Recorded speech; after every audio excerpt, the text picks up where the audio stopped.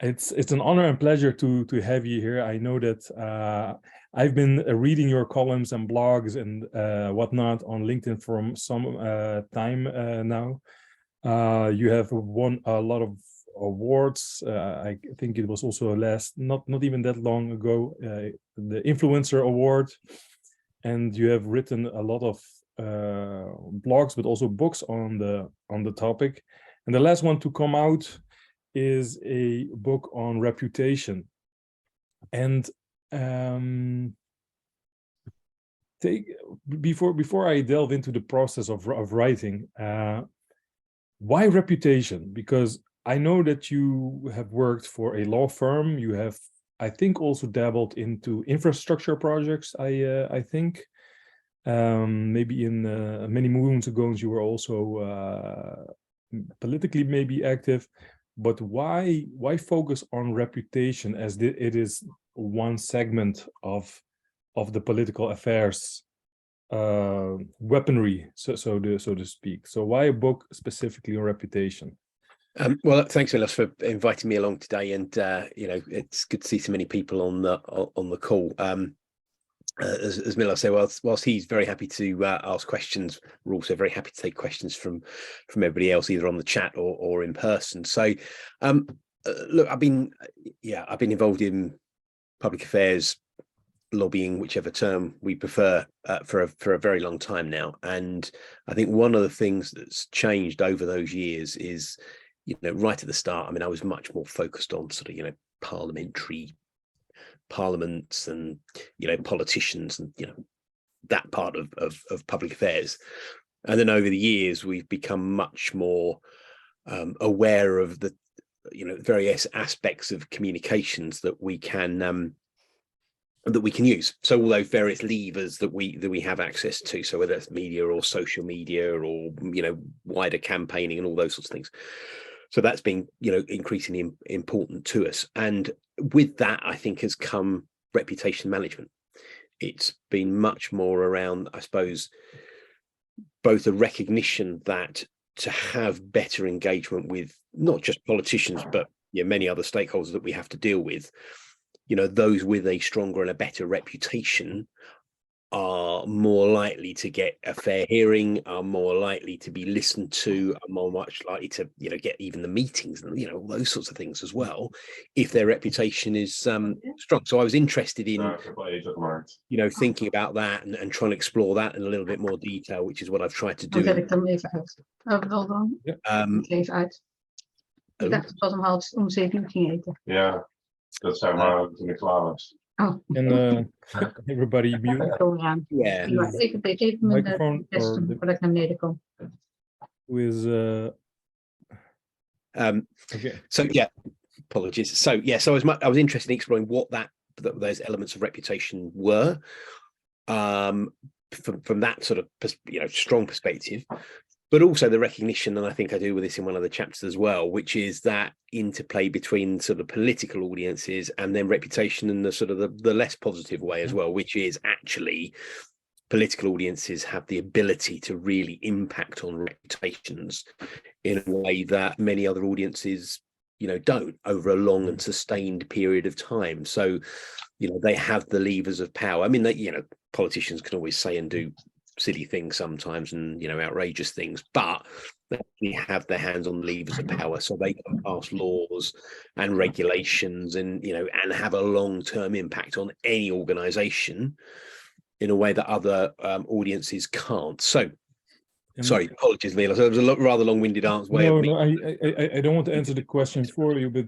when reading the book, it's, and I really recommend everybody to read, because it's a very broad topic, but you use so much examples and do it at such a level of details. And at the same time, if to sum up your answer right now, and also what after reading it struck me was reputation is everything. It's like or at least where everything begins, and for some people also ends. So that's what I really it puts a sense of urgency to anyone dealing with reputation and politics. Just one step back. I've written also a book. I have one coming out next month. I'll pitch it in a second. Congratulations.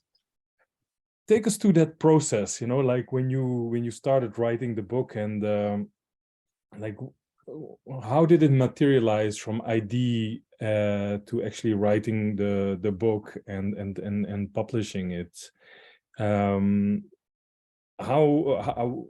do you go about it, you know? Maybe I think also for the people maybe interested in writing a book from a public affairs perspective, and you might be surprised that it might be more than you think. And you probably also get that question a lot, like how did you write the book, you know? So take us into that process. Yeah, I love writing. I mean, I enjoy it. Otherwise I wouldn't do the blog and write. So I would encourage anybody you know, to get involved and to blog and to write books. It's so I suppose so in the past, so I've done several books, and there's no one way that I particularly work. So one of my early ones, I mean, my first book was my PhD, so that was, you know, not straightforward to get published, but you know, that was, you know, was this sort of already existed. Other ones I've just literally sent off emails to the publishers because they were after an idea and I came up with an idea. This particular one was slightly different. So and the gestation period was slightly longer as well than would otherwise be the case. So I started it. So I published my previous book, Public Affairs: A Global Perspective, with a publisher, and he and I pitched this idea to him because I thought there was something in this. I think there's something about reputation, but done in a way that isn't overly theoretical, that hopefully provides some examples. And we can go through, you know, some of the ones that you know, today, whether it's, you know, ones about, you know, behavior of customers during COVID, or a whole range of different things. So, but exploring those issues in a way that are applicable, hopefully, to people just coming into contact with reputation. What do you do? How do you deal with these things? Who should you talk to? Those, you know, very practical sort of ideas. So not too theoretical, nice and practical. And they agreed with me. So I started to write the book, and then we had COVID, obviously. So so I would sit generally here during the day doing my day job, and then I'd go downstairs in the evening, sit at the same computer, and then sort of type the book. So there was in one way it was quite handy because we didn't really have anything else to do, did we? We couldn't go anywhere or do anything. So that provided some discipline that I, you know, needed to write it. On the other hand, you know, just simply sitting at a computer for most of the day and then most of the evening was a bit of a difficult process as well. But you know, I sort of forced myself to do it. Unfortunately, that publisher then went, as the way of many publishers, then went bankrupt. Or what's I say, went bankrupt, but ceased trading. So, but the gentleman that led it, you know, has now sort of launched himself as an agent. So this sounds sort of more impressive, I suppose, than it actually is. But I have an agent. You have a literary agent. I have a literary agent. So Matthew Smith at Experimez is my agent, and he found Routledge for me. So that's how the link with Routledge came about. But again, you know, these things are never straightforward. So yes, the book existed, the script existed, but then I didn't have a publisher. Matthew helped me find the publisher in Routledge, and they're very kindly going to, you know, publish my next one, which I'm just started to work on and probably should be working on harder. But yeah, it's for me. Sorry, again, apology, long-winded answer. For me, it's about discipline. I think once you have the idea, find somebody to help you through it. In my case, it was Matthew. You know, get some advice from them. Think about, you know, how you pitch it as you would pitch. I mean, for those of us that work in consultancy, but even in-house when you're working with teams, you know, you're used to a sort of a general pitch process to try and get work. Effectively, when you're trying to do it with a book, it's the same thing. It's who's the audience, why is this different, you know, are you likely to sell any copies, you know, those sorts of things.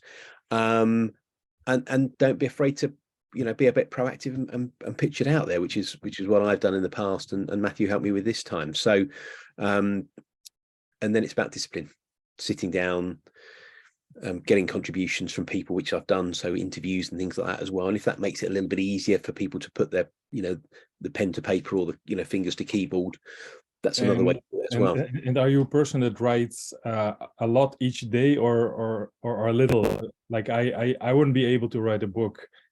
I don't have the time, nor the patience, but I write every day, just a little bit. Or are you able to make long strides when writing the book? No, so same as you, Milos. I mean, I think it's, I tend to find if I sort of set myself a rough target of X amount of words per day, 1,000, 2,000, whatever it happens to be, then that makes it a bit more achievable. Other people are very good at just sitting down all day. But look, we all have day jobs. We've all got, many of us have got, other commitments, families, caring commitments, etc. Trying to fit all those things around doing the book as well. And I'm sure others are on the call, the call today, and it's after the event you do reflect and go, how did I find time to do that? Because unless you carve out that time somewhere amongst our busy schedules, it doesn't happen. So that's you have to be I have to be quite disciplined about it, I think. Excellent. Well, let's delve into some dilemmas. You talk about politics, and we'll get into that specifically, but also the media. And you and I promise not to make any Brexit jokes anymore, but I mean, it is turbulent times in London, and also I read this great book. I forgot the author. It's called Bad News. It's one of the campaigners from the Lib Dems that wrote it. I can't remember who it is, but in your book, you emphasize a lot preparation, being proactive, like basically making sure that you have this reputational buffer before shit hits the van, so to speak.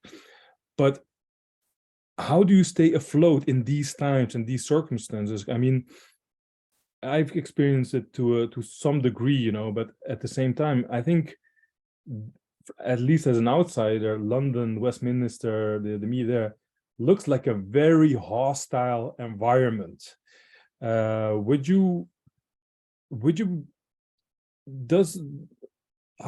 you cope in such hostile environments? Because one of the things which might be a bit of a critique is that I have the feeling that your book would work more in the Netherlands than it would in the UK, but that's just an outsider speaking. So how do you cope when it gets more aggressive?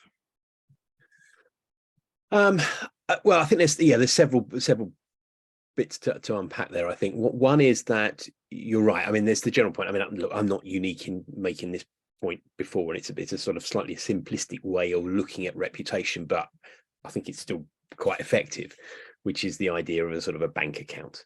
So you have you sort of you pay into this bank account, you pay into this reputation bank, this through reputation capital, whatever phrase you want to use, in advance, whether it's how you treat your customers, your employees, the environment, etc., being good for what you do, making those networks and those connections in advance of needing them, all the things that pay into that bank account. Then if something does go wrong, it's a withdrawal from that account. Now, most organizations, if they've invested in their reputation, can deal with a couple of different withdrawals, and that's fine. But of course, if that starts happening a lot over a period of time, and you're not learning from those mistakes that you're making, well, the withdrawal becomes bigger each time until, unfortunately, you then get to zero, and then you're in, withdrawal, which is even worse. But that's about in advance the risk management side. It's in advance knowing what you. It's a little bit like the Donald Rumsfeld known knowns and known unknowns and all those sort of things. But it very much is in that sort of field, which is there are certain things you can plan for. There are certain risks that any organization will encounter, so you have to have a process in place to deal with them. It's where you don't have those processes, you don't have that procedure, you don't have the spokespeople in place, you haven't prepared properly, that's when you're pretty unforgivable. So in advance, invest. Don't also think, I think one of the other things which I'm equally as guilty as anybody, particularly in public affairs and communications, we're under a little bit of pressure, I think, to sort of be on top of so many different aspects of any organization or any client. Whereas the reality is that we can have a good cross section of knowledge, but actually in some areas where, where there could be reputational damage inflicted, let's say it's about, climate change, for want of a better example, and ESG sort of issues, we can have a good idea, but we are not the absolute experts. Instead, actually, one of the things that we need to do, I think, in public affairs, but across the piece in communications, is really work very closely with those other experts and bring them in. So use them, bring in their expertise. And in that way, we can help properly prepare an organization or a client for the problems that will come their way. If we don't do that, if we try and not quite pretend, I don't quite mean that, but if we try and give the impression that we are absolutely on top of everything all the time, then we'll get mistakes. Yeah, I hear what you're saying, and at the same time, you come back a lot of times in the book to the notion of leadership. It's also a very you give the CEO a big role in guarding the reputation of an organization. What would you recommend people here or listening later on that aren't able to get that quality time with the CEO, or someone that doesn't value reputation as it should, other than shifting jobs? But I myself, I'm sure you've also encountered it or seen it at different organizations.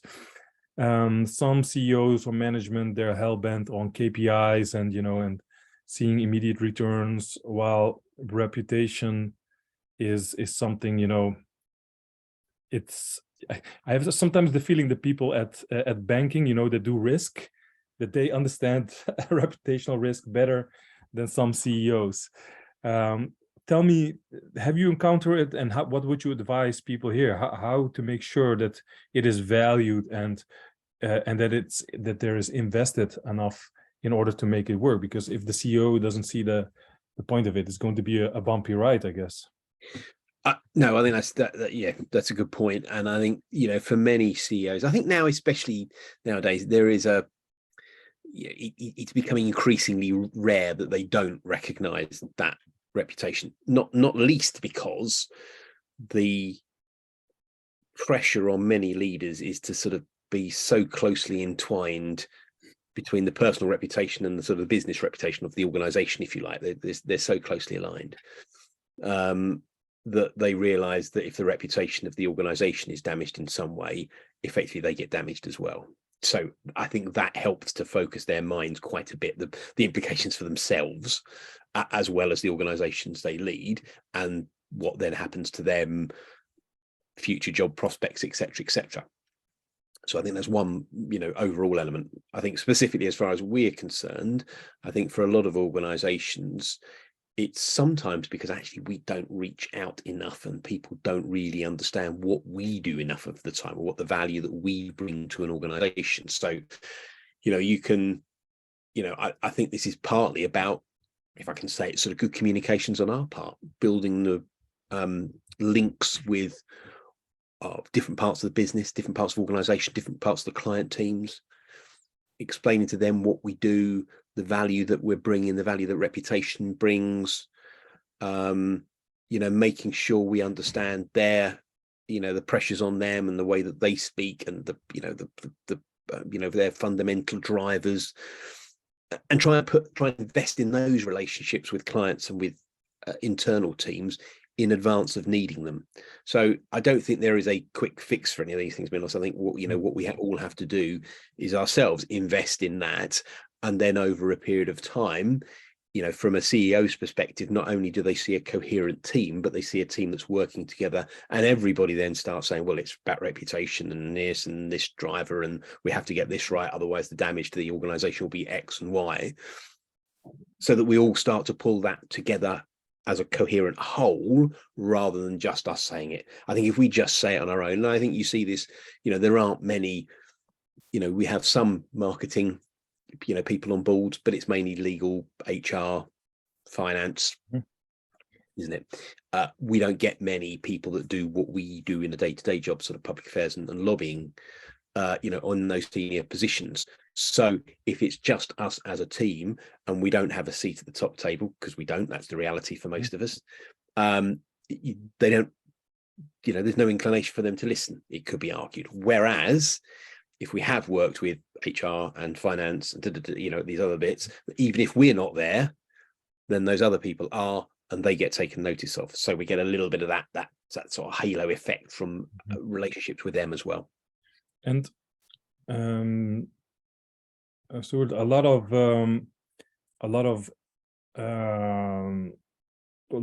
part of your books is really very handy, and it's really a lot of tools and strategies. And I think if people would follow it to the letter, they would come a great way.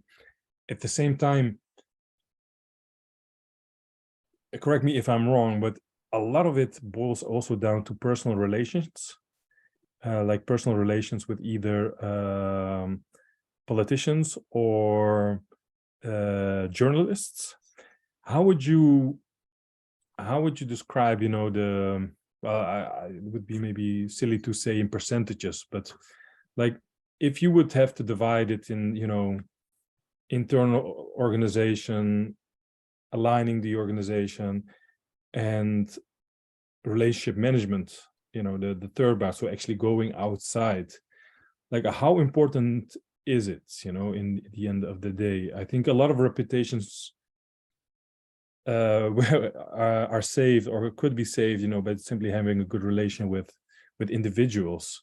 How important is that individual connection, and how much would you recommend investing in that in the bigger scheme of things? Yeah, well, I think there's, in the book I talk about sort of 3 phases, if you like, of the reputation, which is the sort of the building part, the maintaining part, and then the protecting part. So the protecting part, we can think about the sort of the crisis management sort of end of it, if you like.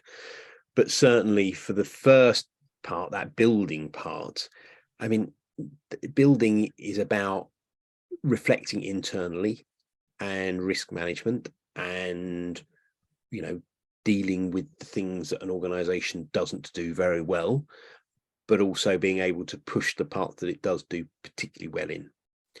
Again, that varies between organizations, but some of the better, organizations, and a lot of those, particularly in communications nowadays, really it is about climate change and looking after people. So those tend to be 2 pretty clear, drivers to differentiation. So that initial stage of building, I think is not exclusively, but much more focused on the internal, so that you can address the problems. Then the maintaining part, if you like, is then I think more about that external piece. So I think in these different phases, there's a balance or a different approach to the internal and the external. So in that maintaining part, then you can go and talk to people. You can talk, and you can genuinely prove that, you do something particularly well, and you at the same time know that you're not weak in another area. So you're not pushing the strengths, because there are weaknesses there. Actually, you've addressed the weaknesses, so not really weaknesses in that sense, but the strengths really are strengths. And it's that can be more external. And then I think where it comes to the the protecting bit, well, then that's often much more about the external, isn't it? In that crisis situation, of course, you need to work together, but actually the damage is being done. There is a failure or a perception of failure, and it's how you then address that and deal with it. But I think, again, at the end of that phase, I'm sort of not overly stretching these sort of 3 phases in any crisis. The initial crisis will be over in hopefully a reasonably short period of time, but then it's back to the internal. It's back to making sure that, if there was a failure, that it's now addressed, because if that isn't addressed, that's where you get the long-term damage. That's where you get the withdrawals from the reputation account. That's where the capital is lessened. Yeah, clear. We have actually two questions in the chat box. I also have a couple, but it's always nice to Thank you. them. I hope I pronounce your name right, Scheherazade, maybe. And she's from Stockholm and wanted to know, how has reputation management and leadership changed over the last 10 years? So what's your view on that? Well, I think initially, I think we're just all much more aware of it in our day-to-day jobs, and I think it's much less the preserve and the just it's not just up to the chair and the CEOs, but a recognition that we all have a role to play in that. Not least because, and I think this is I suppose the two major things that have changed is the veracity and the thirst for the media to pour over not the actions of not just corporates, but any organization, charities, NGOs, think tanks, all sorts of organizations now are much more under the spotlight. So we've got that media piece, and then of course it's sort of 10 years, isn't it? But social media. We just all as individuals have much more information at our fingertips. We can all, much more coherently, critique organizations, and sometimes just pretty incoherently do it as well. Sometimes we all just spout on social media. But those channels also mean, particularly social media channels, means that we can organize. So those pressures on organizations and holding them to account is also much greater than it was. So I think there's not just one thing. There's various elements to this, but I think generally we all have a role. And I think we all know that we now have a role. So just to be the devil's advocate, and I'm asking probably the wrong person, because I'm asking a person who wrote who just wrote a book on reputation.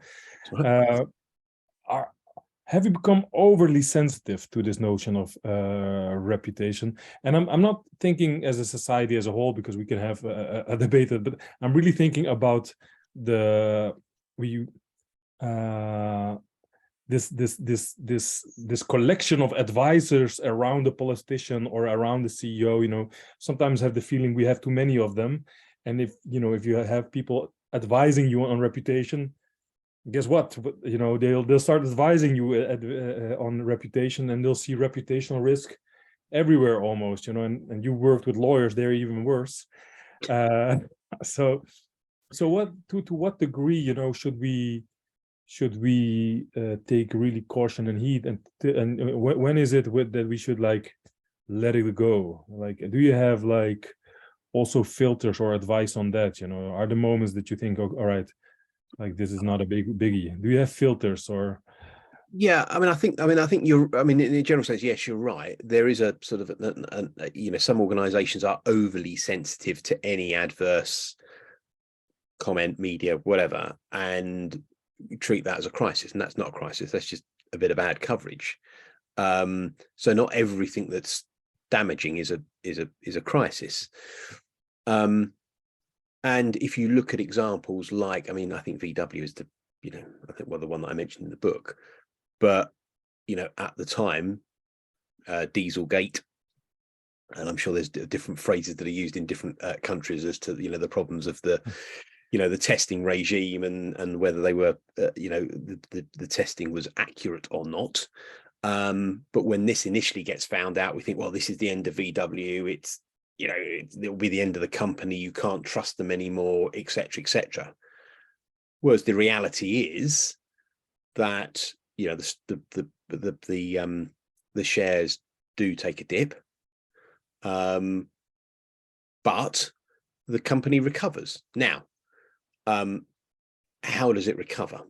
It recovers because actually it invests in overcoming the problems that it encountered, so it deals with them very clearly. There are scapegoats or people that were kicked out, etc. There were also court cases as well in different parts of the world, particularly in the States, but they invested the time and the effort to do that. Now, of course, if they hadn't have had the crisis, if they hadn't have had Dieselgate as it was, then it wouldn't have had to invest and spend loads of money, frankly, and time and effort, etc., in rebuilding that reputation. They had to do that. But because their reputation was so strong in the first place, we all like VW. They make pretty good cars and other commercial vehicles and other things as well. They survive, and they also survive as a brand name, as a company, because they don't just own VW, do they? They own Porsche. They own. I'm trying to remember the names of the ones they do own now. I'm going to say Audi and a few others as well. Anyway, Skoda, etc. They own a number of different brands. So even if one suffers overall because of the size of that corporate, that conglomerate, if you like, the damage is less. So again, apologies, a sort of roundabout way of saying is yes, organizations can be overly sensitive, and yes, even if there is significant damage on a reputation, it can still be overcome, but the costs and the time and the effort can be pretty spectacular. It's coming back to the bank with reputational capital. If you spend too much of it and you get into the minus, it's going to be a bumpy ride. So I have two more questions. Actually, the second one is the same one I wanted to ask Jakub Sol. So we'll do that as a number two, and first ask Samantha, who wants to know how important are discussions around diversity, equity, inclusion. Like, if I can rephrase it, Samantha, and please feel free to chip in, if you think I'm heading the wrong way, but till what extent, if you would ask any company, everybody would say, yeah, it's really important and you should take it on board. At the same time, I remember the CEO of Netflix who answered this question with, companies like Netflix are terribly positioned to save the world. And I thought that was quite candid, and at the same time, I guess not the answer a lot of people wanted to hear, So how important are these big social issues, and to what extent are companies positioned, or is it really tomorrow's license to operate? And it's all over if you don't take it on board. Are times really that different than they were? I think they are that different, and I think there are a whole number of reasons why that. But societal demands have rightly changed and do rightly change over a period of time. Even what people said and did and behaved, and the way that companies and charities and NGOs and others, frankly, behaved 10 years ago is extremely different to how it is now. And part of that is through campaigning. Part of that is through just different levels of expectation. Some of that is through the way that politicians pick up issues and drive them forward and move with them over a period of time. So again, there's not just one thing that at play here, but societal expectations do shift. Therefore, companies, if we use companies, but all organizations have to shift with that as well. Some will be better than others, but the general direction is to be proved. So certainly in terms of so the environment, diversity, inclusion, is very much a part of that shift, in my view, rightly. The last sort of five years or so, in fact, probably about 5 years or so, isn't it now, really becoming under increasing pressure. And of course then politicians then start to get involved and may well set standards as well. So again, that sort of starts to ratchet things up. Now, some organizations I think are may choose to not be very good at that.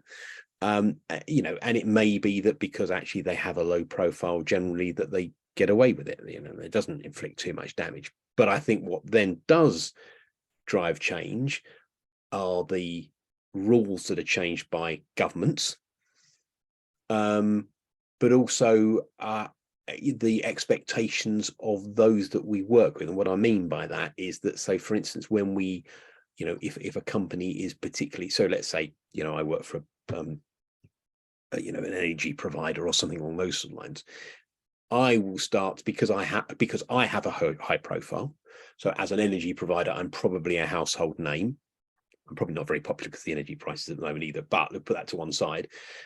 I've got a certain, requirement, and people do look to me, and I am held to account by not just shareholders, but the media and politicians to deliver on the environment, diversity, inclusion, and a range of other, factors. One of the ways that I will make sure that I can deliver is to ensure that those in my supply chain deliver as well. So if you want to work with me, you have to, reach certain standards. So that changes the behavior of other organizations. Those two will say, well, look, I need to deliver this, therefore those that work with me. And that way, I know trickle down is not necessarily the the most accurate of economic theories, as we found out in this country, very quickly and very swiftly recently. But that general principle of pressure applied to other parts of the supply chain does start to have an effect. So I think for all of those, sorry, again, long-winded answer, apologies, for all of those reasons, we start to see and we start to affect change, partly societal, partly political, partly organizations themselves. And over a piece, then we all reach a higher standard, rightly in my view, a higher standard. There will always be outliers, but the more that they're outliers means that they won't get the work, and they're more likely to be the ones that are called out as well. And Struan, the next question is from Jakub, and it's actually also one of the questions I wanted to ask is, can you have do you have a case or an example, or actually as Jakub frames it, what was the toughest case you have dealt with personally? And maybe let's see if we can have one that didn't go that well, maybe, and then we'll end the meeting with what's it called, a best practice. But maybe it wasn't your case, but have you like a good bad example of where things were mismanaged, or simply that was very difficult to handle? Yeah, I mean, there are ones in the book that are the ones that, because obviously I'd like to claim that everything I've dealt with always has been spectacular success, of course.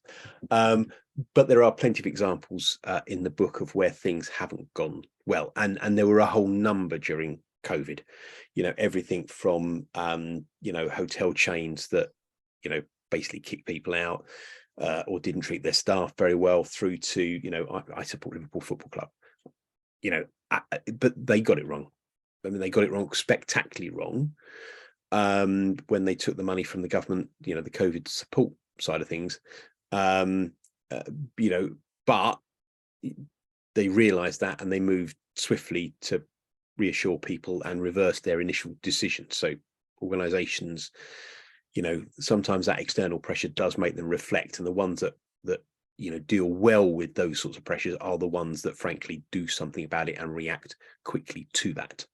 Isn't there also a danger in that, to be accused of flip-flopping, and this, if you handle it badly, that can also be like blow up in your face, right? Yeah. No, I think you're right. I mean, you've got, effectively, in my view, you've got two choices under scenarios like that. There's the realize you made a mistake and reverse it as quickly as possible and give a proper apology and explain how it's not going to happen again.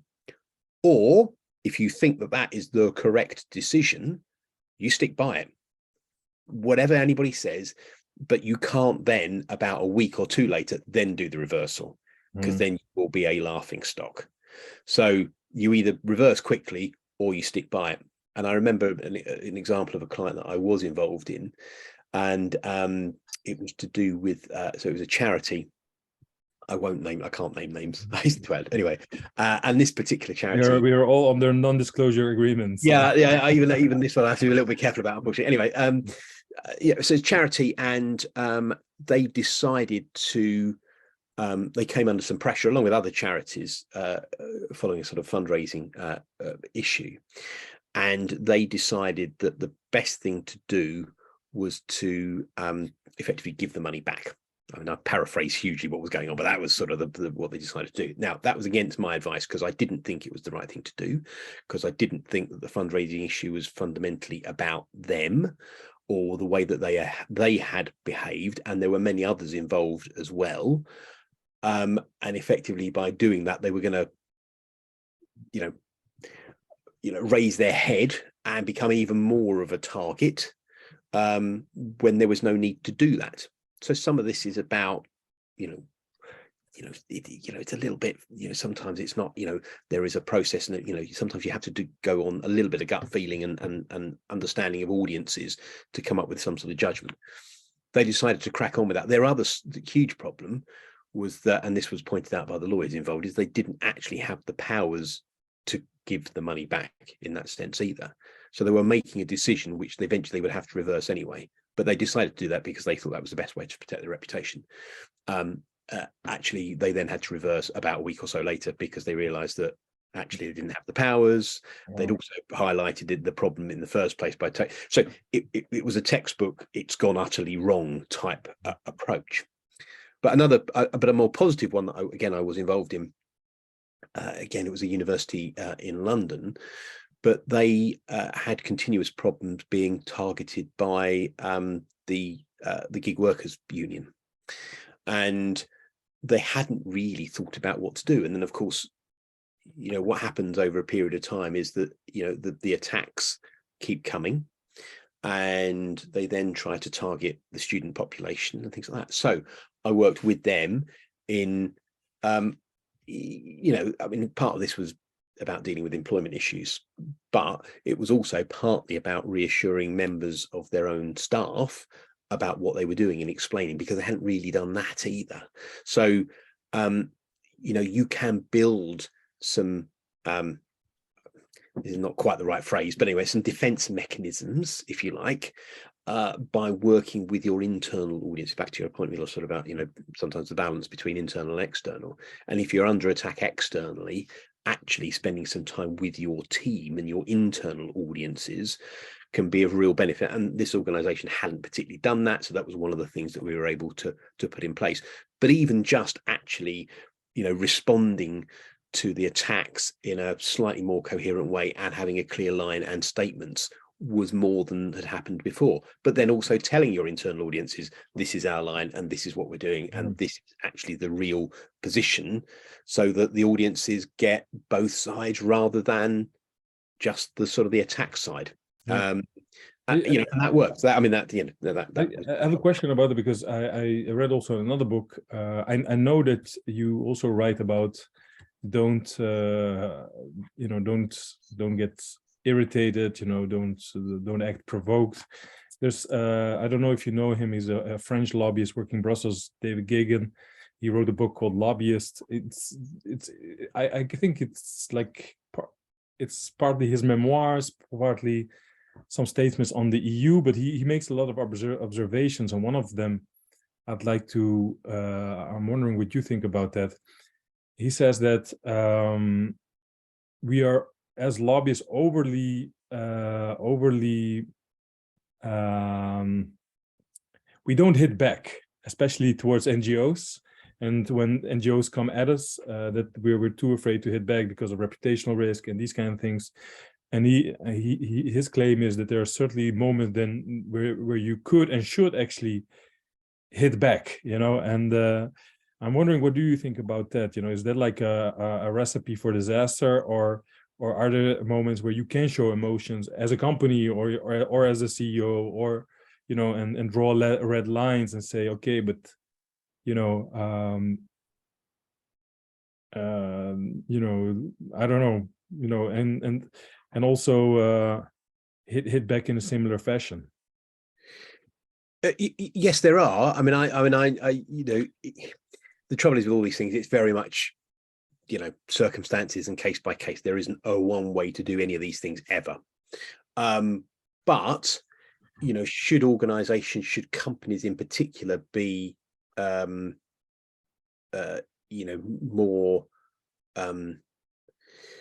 well, should they hit back more, I suppose, what I'm trying to say. And I think the answer to that is often yes. But, you also run the risk of looking defensive. So I think sometimes, you know, and if you're then having a debate around, you know, this stat or that stat, look, and frankly, if we want to bring it back to Brexit, let's do that. You know, you stick a number on the side of a bus, and you know, about the cost of the EU to, you know, the cost of the EU to the UK, and it's inaccurate. But you then have a debate about how inaccurate that figure is. Well, that's not saying, you know, that's not getting over the point that actually we pay hundreds of millions of pounds to the European Union type thing. So effectively, you then have a debate around a decimal point here or there, but it's still a debate about that particular issue. So I think that's the real problem for, or the challenge, not problem, challenge for an organization when hitting back is, first, we have to be absolutely 110% sure on what you're arguing back about, because if you're in any way wrong, the attack becomes double. So that's the first thing. But the second thing is, do you really want to have a public bust up about this particular issue, this particular figure? Are you going to benefit from that, or are you just inflicting more damage because it's going on over a longer period of time, etc.? Actually, are you better off doing the sort of the, you know, the communications equivalent of taking it offline? So deal with it, have a conversation with that, you know, the group or the activists or whatever that are, you know, that are going at you, take it away, and then start to actually address the issue.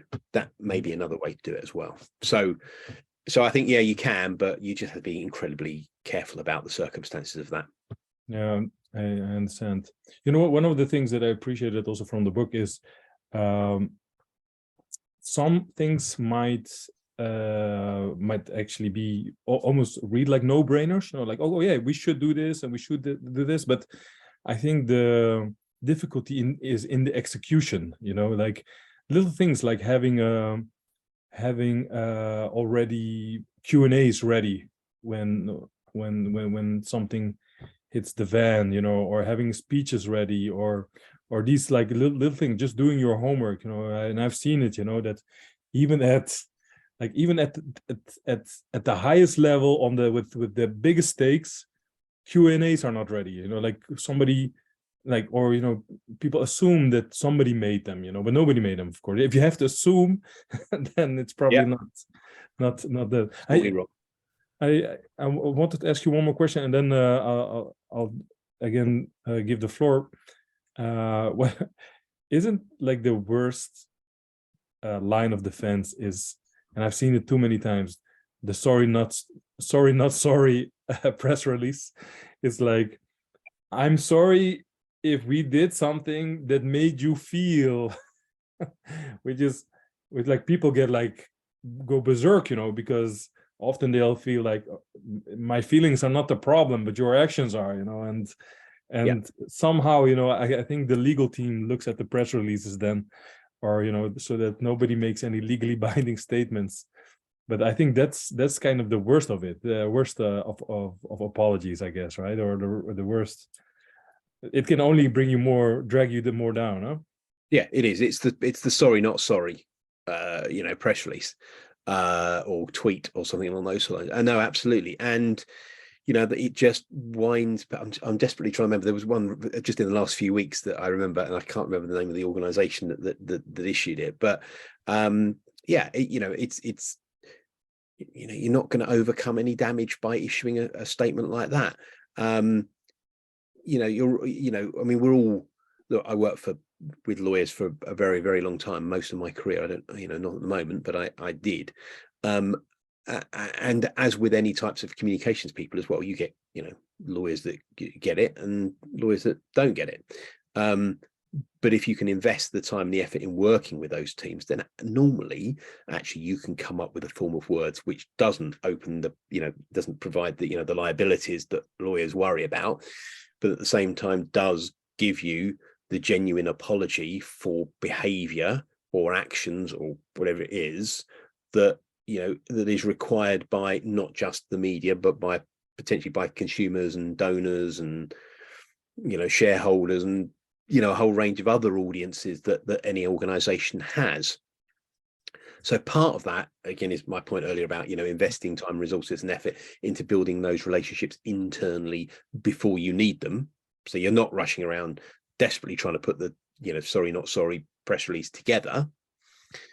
But I think the other element to that is that personal bit, is the human side of it. I mean, again, that's not, it's about reputation, but it's about communications and, and the things that we all do, anyway. And some organizations, when their reputations are under threat, do sort of veer into sort of corporate speak, whereas it should still be, wherever possible, the chief exec, the senior leader making the apology and, being genuine in that. Genuine, yeah. So we have another, I think, 6 minutes left to this webinar, and as I told you when we met beforehand, our aim is always to leave people, gasping for more, and I think that's where we're heading the right direction. Are there any more questions to Stuart from the audience, from the pros? Some maybe case you're working on, something specific, something more culturally. No question, because if not, then I have one. I cannot imagine no one has one, but might be while they're typing up, while they're busy typing away their essay. How about crisis? Like a lot of things work in normal periods, but to what extent, do crisis situation differ from normal, reputational management? And what is your Pavlov reaction when you get flown in to handle a reputational crisis? Like what is the first 3 to 5 things that you do? First 3 to 5 things. So, I mean, I think generally what is always very useful to do is just get everybody to take a breath, because invariably, the pressure is there, particularly for the chief exec or the senior leader. It is taking over their day-to-day operations utterly and completely, and probably will for a number of weeks as well. And that's often the bit that's largely missed, is that an organization has to function. An organization has to continue to function even while this other thing is happening and crashing away around them, and all the time and resources and effort are concentrated on that, and they're not the day-to-day operations. So I think that's one thing. So take a breath, but also just explain that this is what will happen. There will be pressures, but they need to allow themselves some time to run the business or organization normally, as well as this. So that general scene setting and breathtaking, I think, is the first thing. Second thing is just making sure really that you have the right people around you in terms of the room. Is it the lawyer and the HR and internal and external and all those sorts of things? Now, some of this may well have been covered by any crisis plan that an organization already has, but often one doesn't exist even in bigger organizations, or it hasn't been updated or whatever. So make sure you got the right people in the room. And then get them to focus on the problem at hand and ask the difficult questions about, is this real? Is this actually a problem? Have we really and utterly, mucked it up? Have we got this wrong? Because then that dictates how you go forward. It dictates the statement and the approach. There's no point, utterly defending yourself if 10 minutes later you suddenly find that actually you are guilty. You have got it wrong. There are problems. So sometimes that needs a little bit of time. That's not always instantly obvious. And if it isn't instantly obvious, then start the communication with audiences anyway, and make sure we know who those audiences are, but start the communication with those audiences, even if you don't have all the information there. Audiences tend to be quite forgiving as long as they're hearing from you. If they're not hearing from you, if there is that vacuum, that's when real problems start. So that's my general sort of approach and starting position. Clear. Let me see if we have one more time for one more question. Does anyone want to ask something? If not, then I'll take the one, but I'll be happy if someone else does. I guess not. Stuart, my question would be, what is your own personal favorite of the book? Like, what do you think is like your things you would advise yourself, or thought like, oh, I wish I knew that sooner or earlier in my career? I think that's, well, I suppose I've got two.